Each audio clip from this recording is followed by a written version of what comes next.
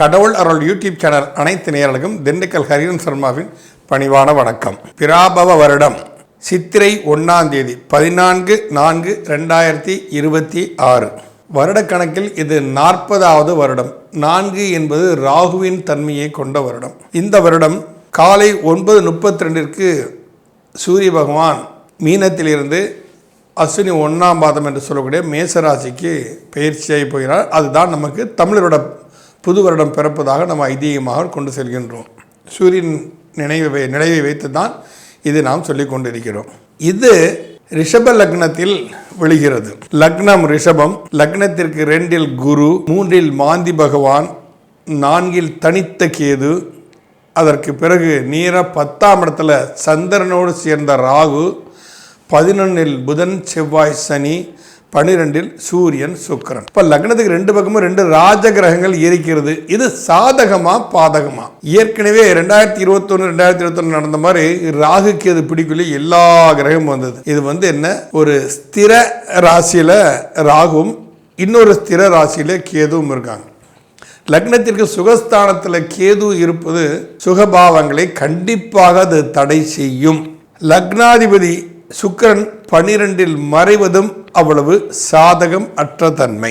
குரு பகவான் எப்படி இருக்கான்னு பார்த்தா, குரு 2ஆம் இடத்தில் இருக்கிறான். பொருளாதாரத்தில் மிகப்பெரிய ஒரு சரிவு ஏற்படுவதற்குண்டான சந்தர்ப்பங்கள் இருக்கின்றன. ஏன்னா பெரும்பணம் குரு தானே. பெரும்பணம் குருவும் பாதகத்தில் இருக்கான். சிறு பணம் என்று சொல்லக்கூடிய சுக்கிரனும் 12ஆம் இடத்துல மறைஞ்சிருக்கான். அப்ப அந்த குரு அந்த 2ஆம் இடத்திற்கு அதிபதி ஆகிய புதன் குருவின் வீட்டில் நீசமாகி போய் இருப்பது சற்று சிந்திக்க வேண்டிய சூழ்நிலைக்கு எங்களை எல்லாம் தள்ளிடுச்சு. இங்க புதனும் குருவும் பரிவர்த்தனை ஆகியிருக்காங்க.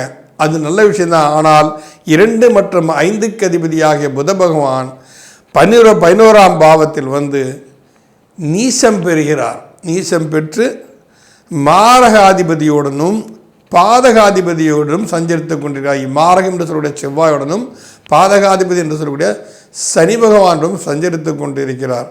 பொருளாதாரத்தில் மிகப்பெரிய வீழ்ச்சியை தரக்கூடிய நிலை மட்டுமல்ல, இந்த காற்று போக்கில் வரக்கூடிய தன்மையினால், கதிர்வீச்சுகளின் தன்மையினால், நோய்களாலோ வேறு வகையிலோ மனிதர்களுக்கு ஒரு மிகப்பெரிய ஒரு பின்னடைவை தரக்கூடிய ஒரு விஷயம். இதை கொஞ்சம் மோசமாக தான் சொல்லணும், மனசு வரலனால பின்னடைவுன்னு நான் சொல்கிறேன்.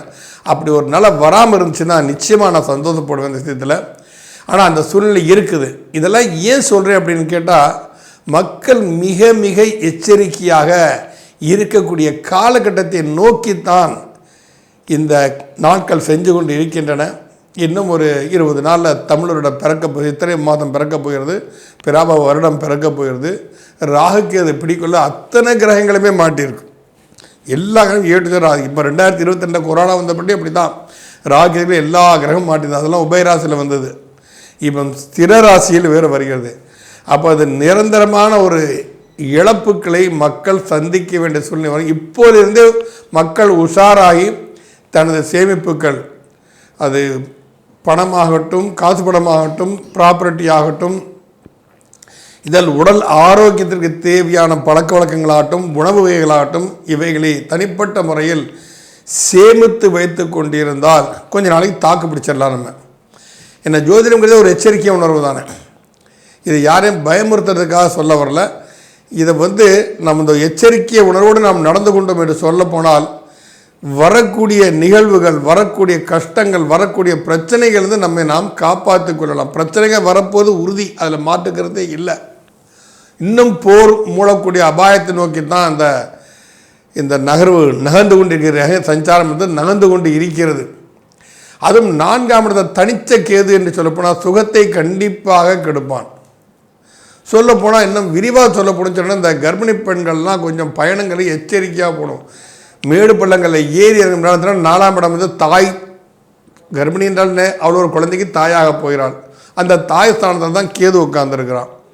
அப்போ என்ன, வண்டியில் ஏறு மாறி வேகத்தில் செல்லும்போது கொஞ்சம் ஏற்ற இறக்கம் அதிகமான மேடு பள்ளங்களை கவனிக்காமல் சென்றால் அதனால் கர்ப்பிணி பெண்களுக்கு பாதிப்புகள் வரும் சந்தர்ப்பங்கள் இருக்கின்றன. இதில் இன்னொரு பெரிய வீக்னஸ் என்னன்னு கேட்டால், சந்திரனோட ராகு சம்பந்தப்பட்டு அவன் சூரியனை வேற அந்த ராகு பார்க்குறான்.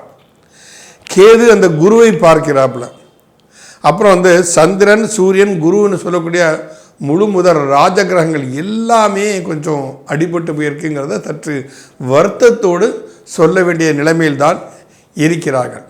இருப்பினும் அனைத்தும் நன்மையாக நடப்பதற்கு அனைவருக்கூடையும் சேர்ந்து நாங்களும் இறைவனை பிரார்த்திக்கிறோம். மனித சமுதாயம் இதெல்லாம் தாங்கும் சக்தியில் இல்லை என்பதை நாம் இறைவனிடம் நம்ம ஒரு அப்ளிகேஷனாகவே வைப்போம். அடுத்தது ராசி ரீதியாக இந்த நிகழ்வுகளை நாம் கண்டிப்பாக பார்க்கலாம். கணவன் மனைவி பிரச்சனை தீர, பிரிந்தவர்கள் ஒன்று சேர, தவறான உறவில் இருந்து விடுபட, ஆண் பெண் வசியம், செய்வினை ஏவல் செய்ததற்கு திருப்பிவிட, கைத்தொழில் முன்னேற்றம் அடைய, எதிரி துரோகிகளுக்கு தக்க தண்டனை, குழந்தை பாக்கியம் யாருக்கு குறை இருந்தாலும் 5 மாதத்தில் உத்தரவாதத்துடன் குழந்தை பாக்கியம் உண்டாகும். திருமண தடை எந்த வயது ஆனாலும் 3 மாதத்தில் திருமண நிச்சயதார்த்தம் நடைபெறும். 25 ஆண்டுகால அனுபவம், புகழ்பெற்ற கூகுள் ஜெயா டிவி புகழ் உங்களது அனைத்து பிரச்சனைக்கும் உத்தரவாதத்துடன் சரி செய்வார். ஸ்கிரீனில் உள்ள நம்பருக்கு தொடர்பு கொள்ளவும். துலாம் ராசி நேயர்களே, ஃபர்ஸ்ட் ஒரு பெரிய பிளஸ் பாயிண்ட் என்ன, உங்கள் ராசியாதிபதி உங்கள் ராசியை பார்க்கிறார். ஃபர்ஸ்ட் உங்கள் ராசியாதிபதி வீட்டிலேயே லக்னமும் அமைந்திருக்கிறது. இந்த பிராபவ வருடத்தின் ஆரம்ப காலகட்டம் ரிஷப லக்னம். அது மட்டுமல்லாமல் பாதகாதிபதி என்று எடுத்துக்கிட்டாலும் சரி, லாபாதிபதி எடுத்துக்கிட்டாலும் சரி, சூரியன் உங்கள் ராசியை பார்ப்பதும் ஒரு வகையில் நல்ல விஷயம்தான். ஆனால் அதே சமயம் உங்கள் ராசிக்கு பாதகஸ்தானத்தில் கேது பகவான் அமர்ந்திருப்பது, 5ஆம் இடத்தில் ராகு அமர்ந்திருப்பது, இந்த துலா ராசிக்காரர்கள் கர்ப்பிணி பெண்கள் இருந்தால் இந்த வருடம், இந்த பிராப வருடத்தில் குழந்தை பிறக்கும் என்ற சூழ்நிலை இருந்துச்சுன்னா அவங்கெல்லாம் ரொம்ப எச்சரிக்கையாக தன் குழந்தைகளை பாதுகாத்து கொள்ள, மன்னிக்கணும், கர்ப்பிணி பெண்கள் ஆரோக்கியத்தை பாதுகாத்து கொள்ள வேண்டும். ஏன்னா கொஞ்சம் கர்ப்பிணி பெண்களுக்கு சாதகமான வருஷம். இந்த வருஷம் பிறக்கக்கூடிய குழந்தைகள் எல்லாமே பிரச்சனையில் தான் பிறக்கும். பிராபவ வருடத்தில் பிறக்கக்கூடிய குழந்தைகள் சற்று பிரச்சனையுடன் தான் பிறக்கும். அதில் கொஞ்சம் நீங்கள் கேர்ஃபுல்லாக இருந்துக்கணும். 5இல் ராகு இருந்தால் கர்மம் செய்ய ஆண் வாரிசு உண்டு அப்படின்னு ஒரு விதி இருக்குது. ஆண் குழந்தை கண்டிப்பாக பிறக்கும். ஆனால் நீங்கள் கவனிக்க தவறுனா அன்மேர்ச்சூட் பேபியாக பெறக்கூடாது. அன்மேர்ச்சூட் பேபியை பற்றி அது ரொம்ப காலத்துக்கு நமக்கு கஷ்டம். அது நம்ம எவ்வளவோ யோசிச்சுக்கிட்டு இது செஞ்சுக்கிட்டே இருக்க வேண்டியதான், ட்ரீட்மெண்ட் போயிட்டே இருக்க வேண்டியதான். அதெல்லாம் வேண்டாம். பஸ் அவங்கள அந்த காலகட்டங்களில் பிரசவம் நடக்கக்கூடிய காலகட்டம் வரை கர்ப்பிணி பெண்களை கொஞ்சம் பாதுகாத்துக்கோங்க. இந்த மாமியார்கள் நினச்சா தான் பயமாக இருக்குது. இந்த காலத்தை கணவன் மனைவி ஜாதத்தை விட மருமக மாமியார் ஜாதகம் ஒத்து போதான்னு தான் பார்க்க வேண்டிய சொல்லி தள்ளப்பட்டிருக்கும். அவங்களால தான் பிரச்சனைகள் வருது. நம்ம குடும்ப வாரிசு அந்த பொண்ணு சுமந்துட்டு இருக்கே, நம்ம மகளாக இருந்தால் எப்படி பார்த்துப்போங்கன்னு நினைக்க மாட்டாங்க. அது ஏன்னே தெரியல. அந்த மாமியார்கள் தானே வந்தாலே ஆட்டோமேட்டிக்காக அந்த ஒரு போட்டி குணம் வந்துடுமா என்னன்னு தெரியல. அவங்க கொஞ்சம் சாதகமாக நடத்த ரொம்ப நல்லா இருக்கும். 7ஆம் இடத்தில் உங்கள் ராசியாதிபதியோட சூரியனும் சேர்ந்திருப்பதால் கீர்த்தி, புகழ், வெற்றி மற்றும் ஒரு லக்ஸரி லைஃப் எல்லாம் அமைவதற்கு சந்தர்ப்பங்கள் இருக்கின்றன.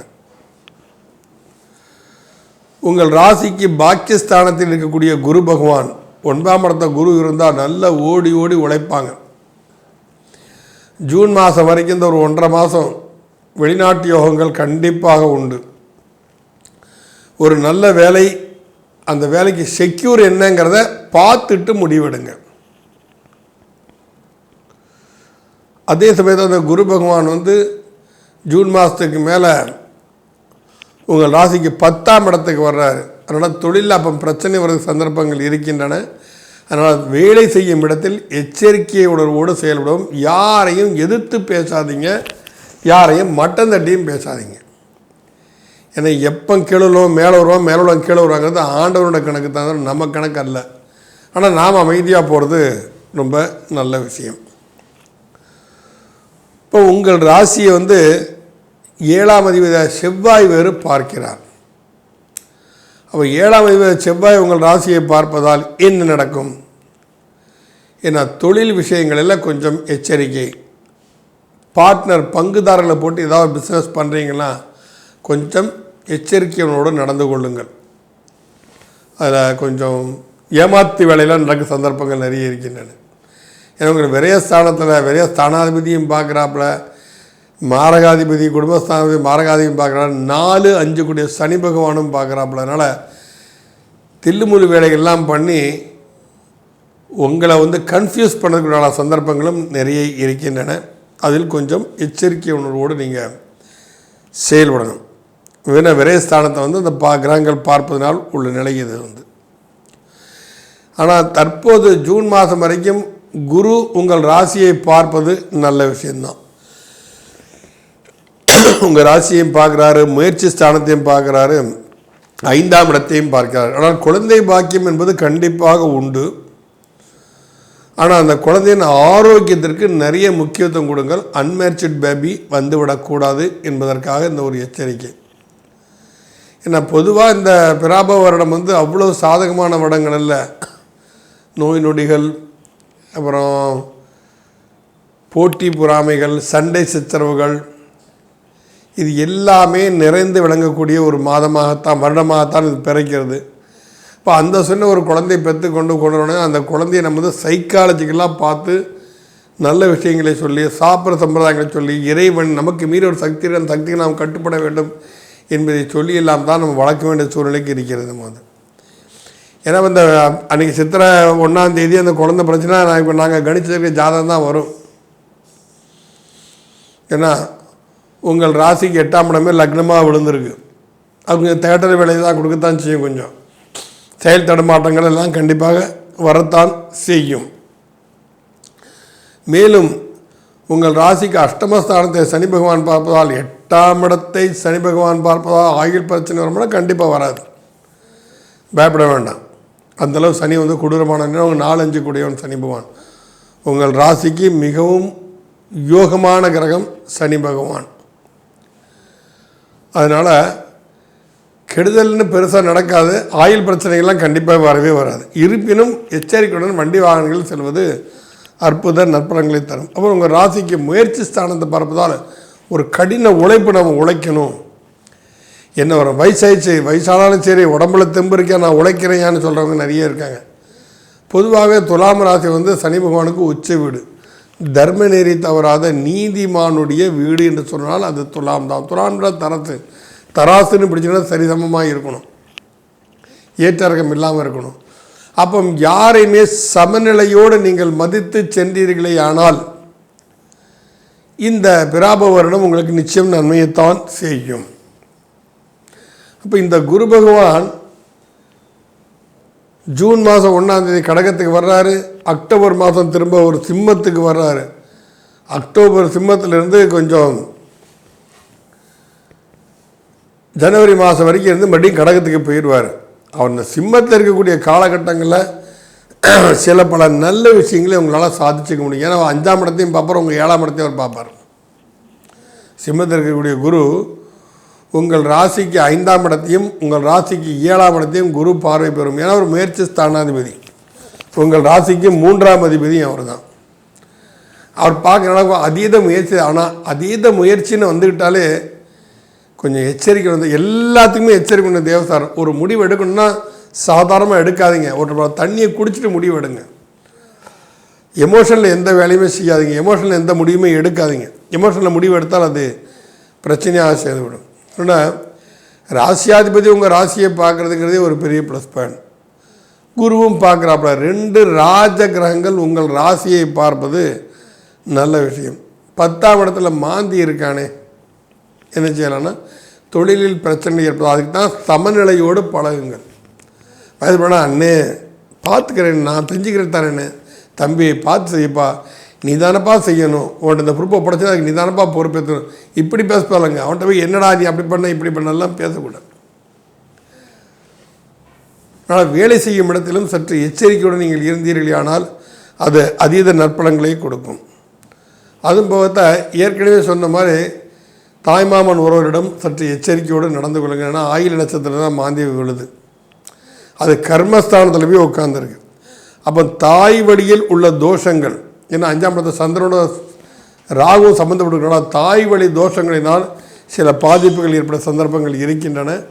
அதனால் அம்மாவை மதித்து பழகுங்க, தாயாரை மதித்து பழகுங்க. அதே மாதிரி இந்த துளாராசிக்காரர்கள் அனைவருமே என்ன சொல்லணும்னா லக்ஷ்மி நரசிம்மர் வழிபாடு பண்ணுங்க. அது உங்களுக்கு அதீத நற்பலன்களை கொடுக்கும். புதன்கிழமை அன்னைக்கு லக்ஷ்மி நரசிம்மர் கோயிலுக்கு சென்று துளசி மாலை சாற்றி குங்குமத்தால் அர்ச்சனை செய்யுங்க. சந்தனமும் குங்குமம் கலந்து அபிஷேகம் பண்ணுங்க. அது உங்களுக்கு வெற்றியை கொடுத்து சீரும் சிறப்போடு உங்களை வாழ வைக்கும். நன்றி, வணக்கம். கடவுள் அருள் டிவியை பார்த்தமைக்க நன்றிகள். மேலும் இது போன்ற தகவல்களை தெரிந்து கொள்ள கடவுள் அருள் டிவியை சப்ஸ்கிரைப் செய்யுங்கள். மறக்காமல் பெல் ஐக்கானை கிளிக் செய்யுங்கள். கணவன் மனைவி பிரச்சனை தீர, பிரிந்தவர்கள் ஒன்று சேர, தவறான உறவிலிருந்து விடுபட, ஆண் பெண் வசியம், செய்வினை ஏவல் செய்ததற்கு திருப்பிவிட, கைத்தொழில் முன்னேற்றம் அடைய, எதிரி துரோகிகளுக்கு தக்க தண்டனை, குழந்தை பாக்கியம் யாருக்கு குறை இருந்தாலும் 5 மாதத்தில் உத்தரவாதத்துடன் குழந்தை பாக்கியம் உண்டாகும். திருமண தடை எந்த வயது ஆனாலும் 3 மாதத்தில் திருமண நிச்சயதார்த்தம் நடைபெறும். 25 ஆண்டுகால அனுபவம், புகழ்பெற்ற கூகுள் ஜெயா டிவி புகழ் உங்களது அனைத்து பிரச்சனைக்கும் உத்தரவாதத்துடன் சரி செய்வார். ஸ்கிரீனில் உள்ள நம்பருக்கு தொடர்பு கொள்ளவும்.